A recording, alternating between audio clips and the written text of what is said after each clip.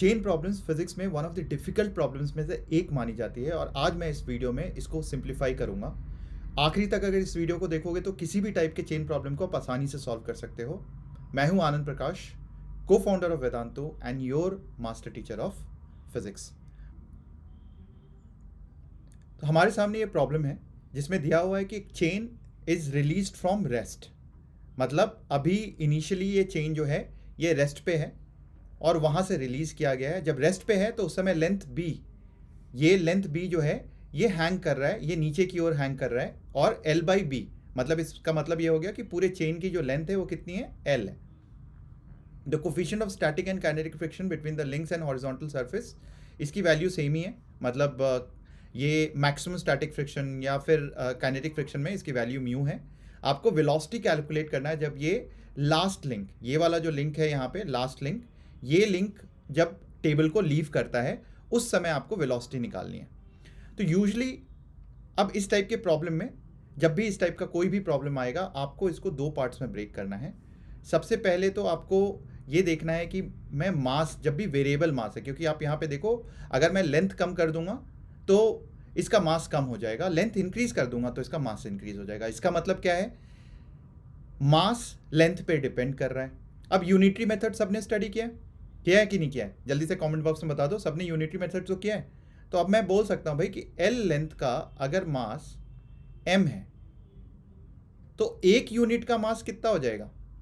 एक यूनिट का मास हो जाएगा एम बाई एल, और इसको मैं अज्यूम कर लेता हूं, इसको बोल देता हूं रो, कि भाई एम बाई एल को बोल दिया मैंने रो।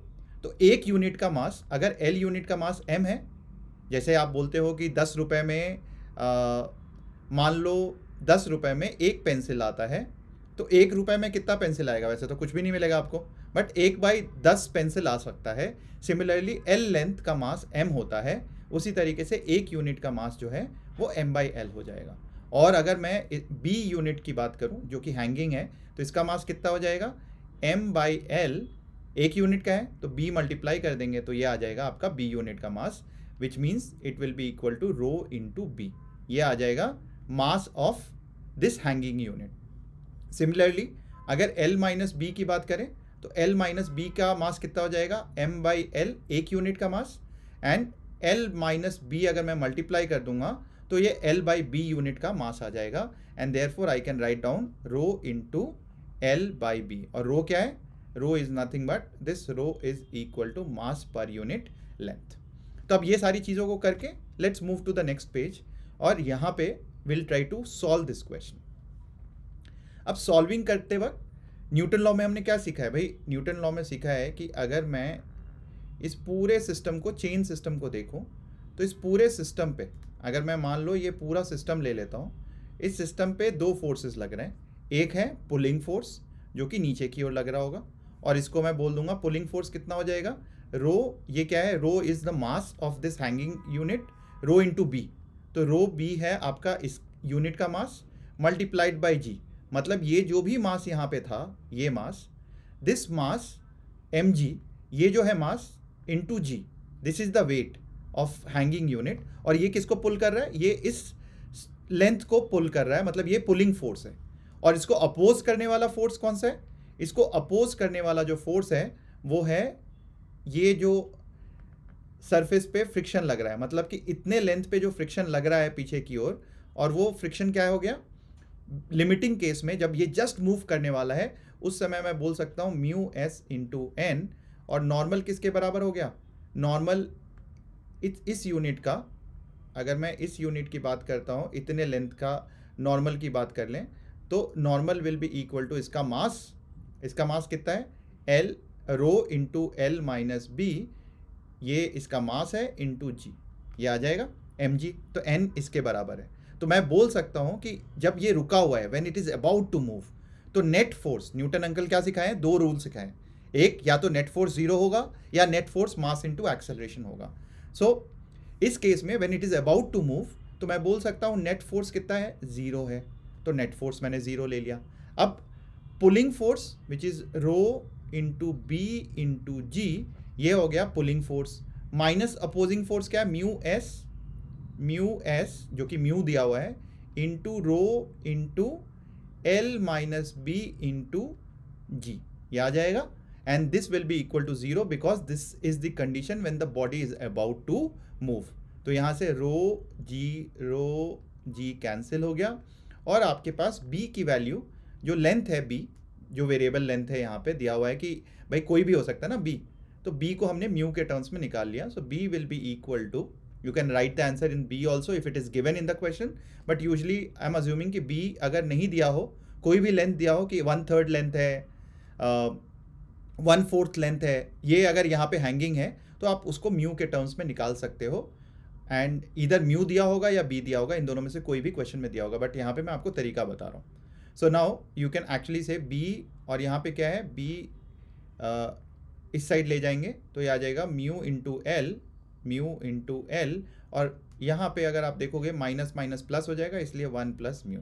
सो ये आपके पास पहला कंडीशन आ गया कि बी आ गया in terms of mu and L.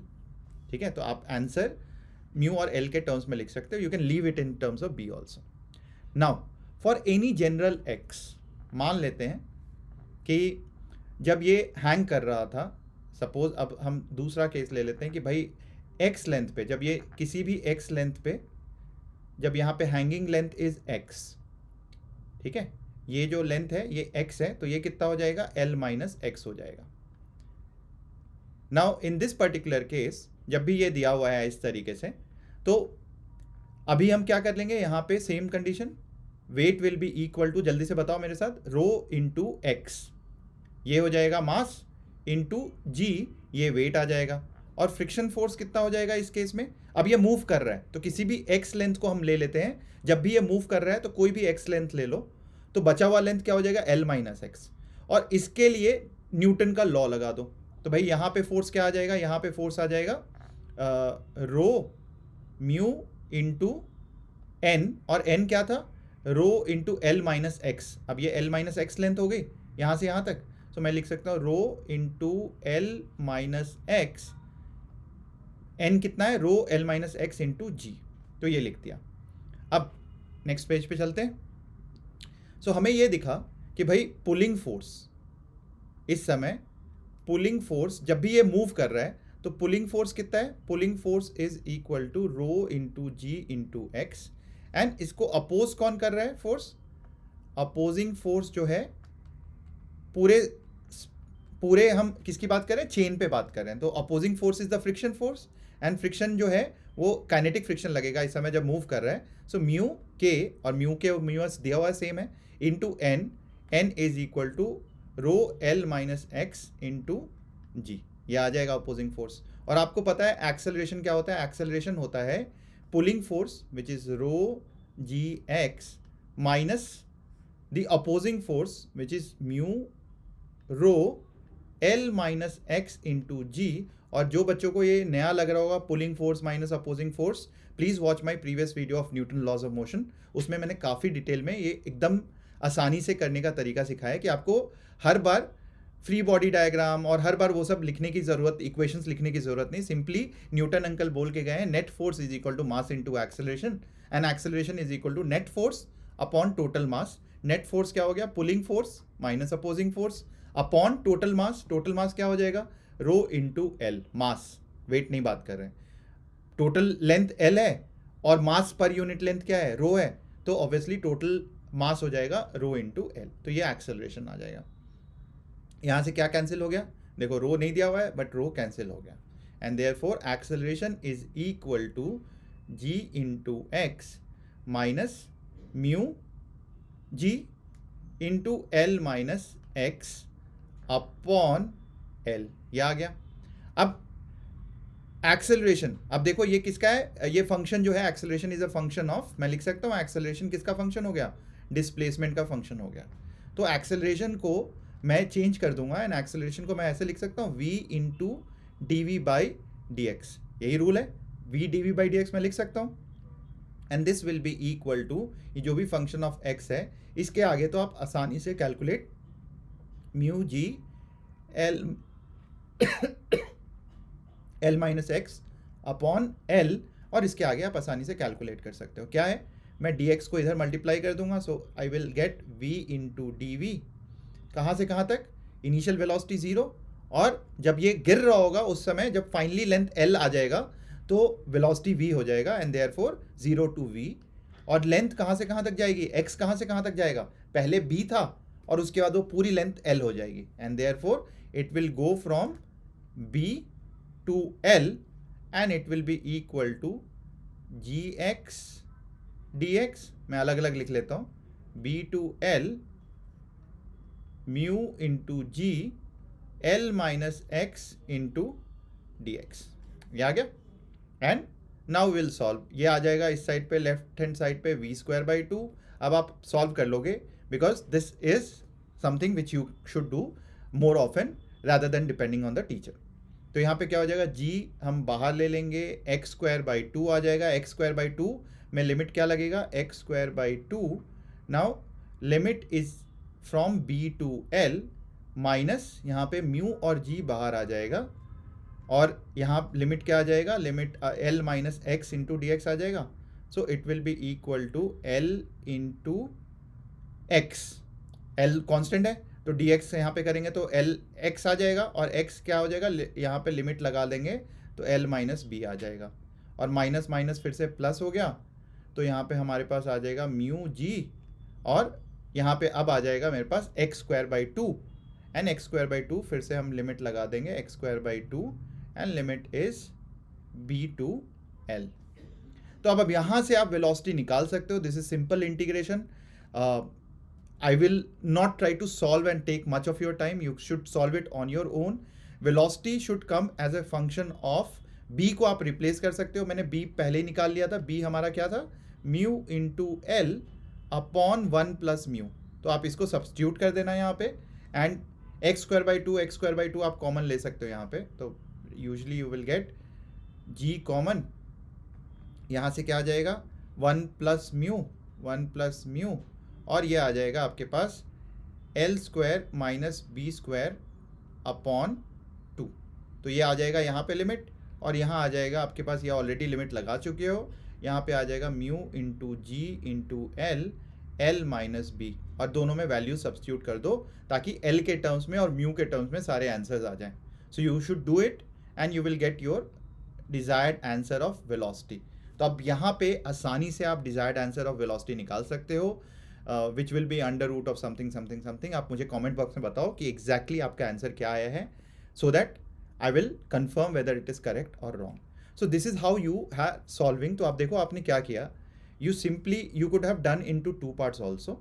आपने इस पे यहाँ से यहाँ तक, अगर मुझे मान लो ये मास था कुछ भी, इसका वेट m1 था, तो मैं क्या लिखता इधर, टेंशन लिखता, और इधर क्या लिखता मैं, फ्रिक्शन लिख देता Fk जब मूव कर रहा था। और सिंपली यहाँ पे अगर ये मास देखोगे m2 है, तो मैं लिखता इधर क्या, m2g, ऊपर क्या हो जाता टेंशन, और एक्सेलरेशन, इसकी एक्सेलरेशन a तो इसकी भी एक्सेलरेशन a। तो यही तो किया हमने। तो इक्वेशन क्या हो जाता है यहाँ से, we could have solved it like this also, m2g minus t is equal to, Newton uncle क्या बोल गए, net force is equal to mass into acceleration, ये लिख दिया। और यहाँ पे क्या हो जाएगा, t minus friction force Fk is equal to m1 into a. तो आप देखो वही इक्वेशन आ गया ना, दोनों को अगर ऐड कर देंगे तो m2g माइनस क्या हो गया अब यहाँ पे, friction force is equal to m1 plus m2 into total mass into a. तो ये आ गया। तो सेम इक्वेशन हमने लिखी है, कोई बहुत डिफरेंट नहीं लिखा है। तो आप न्यूटन लॉ से अलग अलग करके भी फ्री बॉडी डायग्राम बना के भी आप सॉल्व कर सकते थे, आप विदाउट फ्री बॉडी डायग्राम भी सॉल्व कर सकते हो। So this is how you can actually make any complicated physics problem like chain problem simplified by breaking into steps, अगर समझ में नहीं आ रहा है। और इकट्ठा तो मैंने बताया हुआ कि कभी भी कोई एक ऑब्जेक्ट जो स्लिप कर रहा है तो net pulling force minus opposing force will be equal to mass, total mass into acceleration of that whole system. So ये अगर आप सॉल्व कर लोगे तो मुझे आंसर बता देना इधर ऑन टेलीग्राम इज v_wap, या फिर हमारा एक ग्रुप है न्यूटन का, आप उसको भी ज्वाइन कर सकते हो, जिसपे केवल फिजिक्स की प्रॉब्लम्स शेयर होती हैं। तो either on that or this telegram group you can actually share your solution or answer, or you can share it in the comment box also. अच्छा लगा, लाइक करो, शेयर करो और सब्सक्राइब तो कर ही लो for more videos, because as we go towards the exam I will be bringing lot of such videos and we'll do a very detailed lectures as well as we go near your exams, because अभी time थोड़ा मेरा कम होता है, तो I try to do lectures जब भी मेरे पास time होता है, और मैं randomly अभी डाल रहा हूँ, but slowly and gradually I will try to be consistent and I will try to ensure that entire mechanics goes to the highest level. आपका mechanics जो है उसके कोई दिक्कत आई ही नहीं, कभी भी दिक्कत नहीं आई किसी भी टाइप के एग्जाम में, बीट जेई मेंस, नीट और ओलंपियाड लेवल ऑल्सो। एडवांस तो कवर हो ही जाएगा अगर ओलंपियाड हो रहा है तो। ऑल द बेस्ट बच्चों, see you soon in our next video.